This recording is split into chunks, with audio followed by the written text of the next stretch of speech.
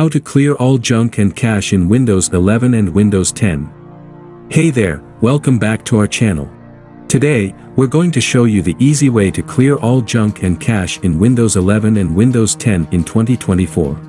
Over time, our computers can accumulate a lot of junk and cache files, which can slow down performance. But don't worry, we've got you covered with a simple solution.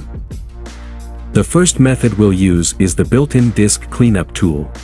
Simply search for disk cleanup in the Windows search bar and open the application. Here, you'll see a list of files that can be safely deleted to free up space on your computer. Check the boxes next to the types of files you want to delete, such as temporary files, recycle bin items, and more.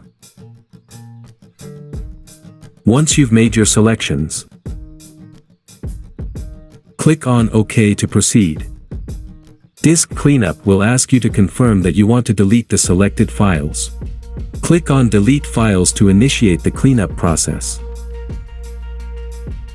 In addition to Disk Cleanup, there are other third-party tools available that can help you clear junk and cache files more efficiently. Tools like CCleaner or BleachBit offer advanced features and customization options for cleaning your system. Lastly, remember to make clearing junk and cache files a regular part of your computer maintenance routine. This will help keep your system running smoothly and efficiently. Clearing junk and cache files in Windows 11 and Windows 10 is easy with the built-in disk cleanup tool and third-party alternatives. Thanks for watching. If you found this video helpful, don't forget to give it a thumbs up and subscribe to our channel for more tech tips and tutorials. See you next time.